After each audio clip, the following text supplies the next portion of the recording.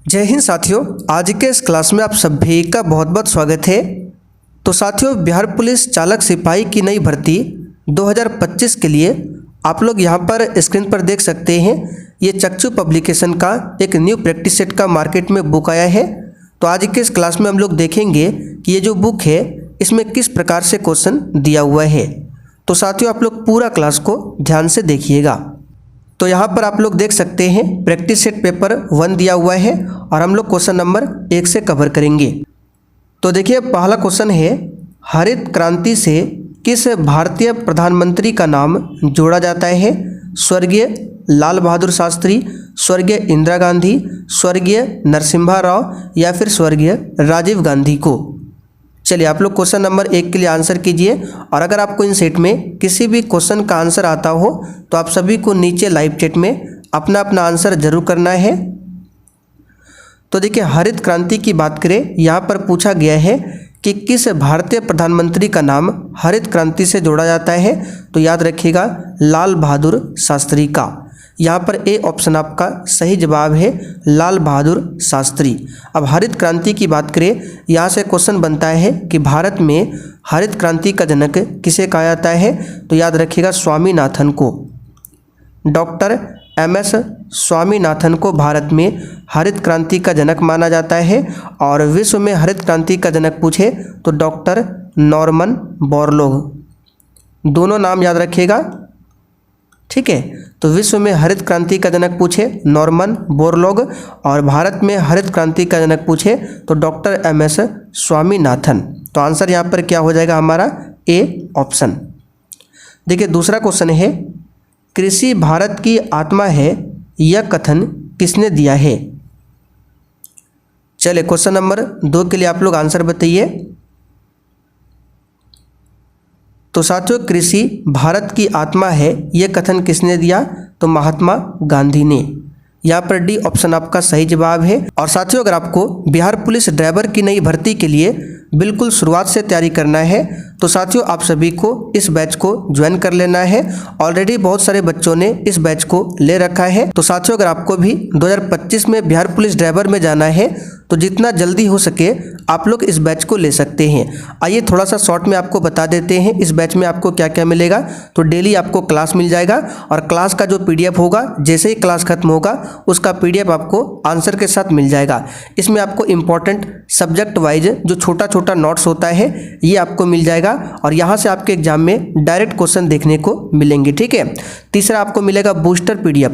Booster PDF वही होता है जो भी क्लास में हम एक्स्ट्रा डिस्कशन करते हैं वो पूरा हम लिखकर आपको नोट्स तैयार करके देते हैं बूस्टर PDF में। पिछले 12-13 साल का बिहार पुलिस का क्वेश्चन बैंक मिल जाएगा और भी बहुत सारा चीज़ आपको इस कोर्स में मिल जाएगा। तो आपको कोर्स को कैसे ज्वाइन करना है? सबसे पहले आपको प्ले स्टोर पर ये जो सक्सेस वर्ल्ड MCQ एप्लीकेशन है इसको इंस्टॉल कर लेना है और उसके बाद आपको ओपन करके ऑल कोर्स पर क्लिक करना है। और ये सेकंड वाला जो बैच है ये आपका बिहार पुलिस ड्राइवर के लिए। तो अभी इसमें ऑफर चल रहा है, तो जितना जल्दी हो सकता है आप लोग इस बैच को ले सकते हैं। किसी भी प्रकार की समस्या हो तो ये WhatsApp नंबर है, इस पर मैसेज करके आप लोग जानकारी ले सकते हैं।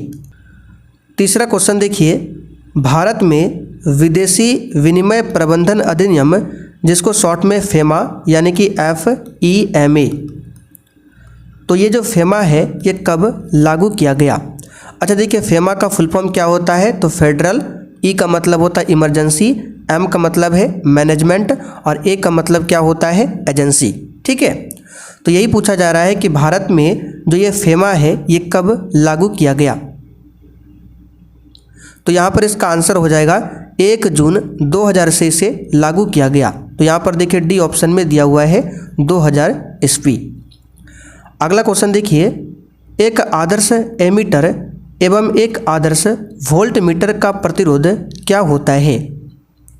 और बिहार पुलिस ड्राइवर के लिए आपका सब्जेक्ट वाइज का क्लास भी स्टार्ट हो चुका है, जिसमें पॉलिटी में आपका लगभग 3 क्लास हुआ है, ज्योग्राफी में 5 से 6 क्लास हुआ है और साइंस में लगभग 15 से 16 क्लास आपका हो चुका है। तो अभी भी समय है, आप लोग इंतज़ार मत कीजिए। जो पीछे हमने बैच बताया फटाफट से आप लोग जाकर ज्वाइन कर सकते हैं। जो भी क्लास आपका छूटा हुआ है वो सब आपको मिल जाएगा। तो यहाँ पर देखिए, एक आदर्श ए मीटर है और एक आदर्श वोल्ट मीटर है। तो ए मीटर की बात करें, इसका प्रतिरोध होता है 0। एक आदर्श एमीटर का प्रतिरोध होता है 0, जबकि एक आदर्श वोल्ट मीटर का प्रतिरोध होता है अनंत। तो यहाँ पर आंसर क्या हो जाएगा? D option. अब यहाँ से क्वेश्चन बनता है एमीटर की बात करें तो इसका उपयोग कहाँ पर होता है? तो किसी परिपथ में जो विद्युत धारा बहता है उसको मापने वाला यंत्र होता है एमीटर। और वोल्ट मीटर क्या होता है? तो देखिए वोल्ट मीटर विद्युत सर्किट के किसी भी दो बिंदुओं के बीच ये विभवांतर को मापता है वोल्ट मीटर। तो याद रखिएगा आदर्श एमीटर का प्रतिरोध 0 होता है और आदर्श वोल्ट मीटर का प्रतिरोध अनंत होता है। देखिए अगला क्वेश्चन है, एक माध्यम का अपवर्तनांक किस पर निर्भर करता है? चलिए बताइए। तो एक माध्यम का जो अपवर्तनांक है ये निर्भर करता है माध्यम का तापक्रम पर, आपतित किरण का तरंगदैर्घ्य पर, माध्यम की प्रकृति एवं भौतिक अवस्था पर। यानी कि आंसर यहाँ पे क्या हो जाएगा? डी ऑप्शन उपर्युक्त सभी पर। अच्छा, हीरा का अपवर्तनांक कितना होता है? तो याद रखिएगा 2.42 होता है। अगला क्वेश्चन देखिए, निम्नलिखित धातुओं को जल से क्रियाशील के आधार पर बढ़ते क्रम में व्यवस्थित कीजिए। तो देखिए आपने 10th क्लास में पढ़ा होगा धातुओं की सक्रियता श्रेणी, जिसमें सबसे ऊपर आपका आता है पोटेशियम, उसके नीचे आपका आता है सोडियम, ठीक है, फिर आपका आता है कैल्शियम, मैग्नीशियम, एल्युमिनियम, ठीक है, फिर आपका जिंक, फिर फेरस, फिर आपका क्या आता है? लेड। इस प्रकार से ये सक्रियता श्रेणी है। और नीचे जाने पर सक्रियता श्रेणी क्या होता है? आप सभी जानते हैं घटता है, यानी सबसे अधिक पोटेशियम का होगा, उससे कम सोडियम का, उससे कम कैल्शियम का। तो ऑप्शन के अकॉर्डिंग आपको बताना है। तो यहाँ पर देखिए ऑप्शन ए में क्या है? 2, पहले 2 है, यानी पहले लोहा लिखा गया एफ ही, फिर इस तरह से सिंबल है, तीसरा दिया हुआ है, तीसरा मैग्नीशियम है, यानी कि मैग्नीशियम से अधिक यहाँ पर बता रहा है, लोहा से अधिक बता रहा है कि मैग्नीशियम का सक्रियता श्रेणी अधिक होगा। तो आइए चेक करते हैं। तो यहाँ पर देख सकते हैं ये है आपका लोहा और ऊपर है मैग्नीशियम। तो बताइए मैग्नीशियम का अधिक होगा या फिर लोहा का? तो बिल्कुल सही है, मैग्नीशियम का अधिक होगा, यहाँ तक तो सही है। फिर देखिए 4 नंबर दिया हुआ इस तरह से, तो 4 नंबर में सोडियम, ये भी सही है, ऊपर है, यानी कि मैग्नीशियम से ऊपर सोडियम है तो इसका भी अधिक होगा। और सबसे लास्ट में फिर जस्ता दिया हुआ है, 1 नंबर है तो 1 नंबर में जस्ता है। तो यहाँ पर देख सकते हैं जस्ता तो नीचे आ गया, यानी कि ऊपर से फिर नीचे आ रहा है, यानी कि ये क्रम आपका गलत है। बी ऑप्शन को चेक करते हैं। तो सबसे पहले यहाँ पे 2 है, 2 में लोहा है, ठीक है, लोहा। उसके बाद फिर 1 नंबर है जस्ता, Zn, ठीक है।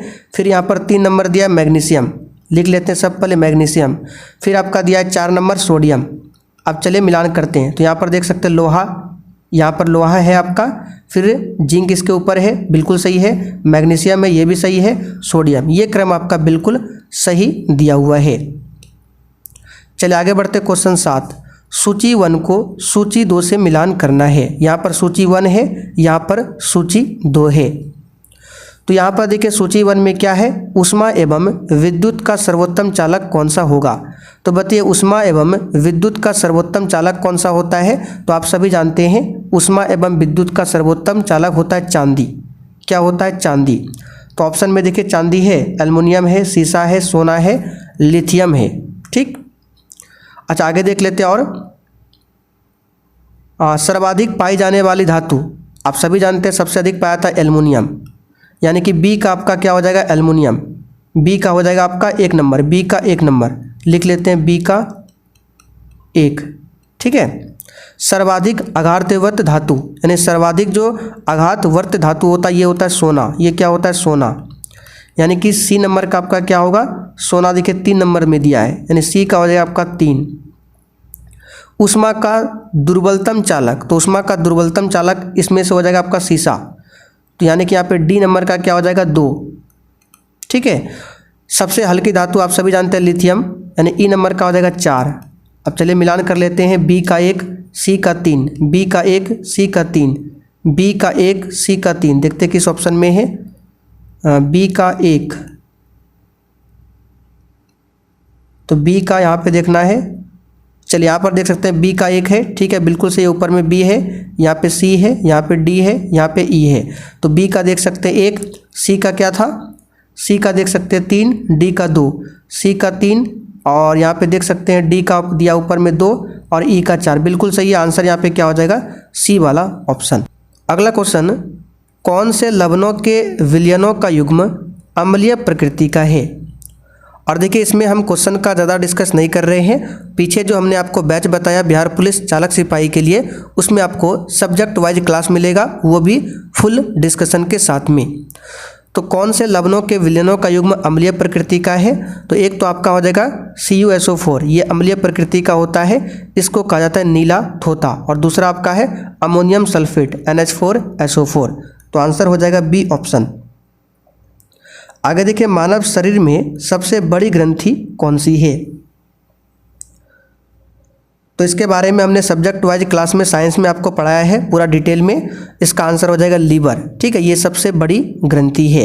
लीवर की बात करें, इसको यकृत भी कहा जाता है और इसका वजन लगभग 1.5 kg होता है।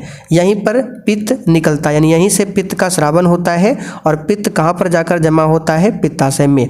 विटामिन ए कहाँ पर संचित होता है? इसी लीवर में। यूरिया का संश्लेषण कहाँ पर होता है? लीवर में। पीलिया रोग अगर किसी को होता है तो शरीर का कौन सा अंग डैमेज होता है? तो यही लीवर डैमेज होता है। अग्नाशय ग्रंथि ये शरीर की क्या है? मिश्रित ग्रंथि। अगर आपसे पूछे कि बताइए एकमात्र ग्रंथि का नाम जो मिश्रित ग्रंथि कहा जाता है जिसे, तो यह है आपका अग्नाशय ग्रंथि। थायराइड ग्रंथि ये मानव शरीर की सबसे बड़ी अंतःस्रावी ग्रंथि है। पिट्यूटरी मानव शरीर की सबसे छोटी ग्रंथि है और यहाँ से निकलती है वृद्धि हार्मोन। ये सब कुछ हम बता चुके हैं डिटेल में। आगे देखिए, सर्वाधिक हरा शैवाल रहता है। यहाँ पर देखिए ऑप्शन लीवर अग्नाशय दिया हुआ, ये ऑप्शन गलत है। आप लोग देख सकते हैं इस बुक में बहुत सारा क्वेश्चन आपको देखने को मिल जाएगा। क्वेश्चन कुछ रहता है और ऑप्शन कुछ रहता है, तो ये आपको थोड़ा सा इसमें देखने को मिलेगा।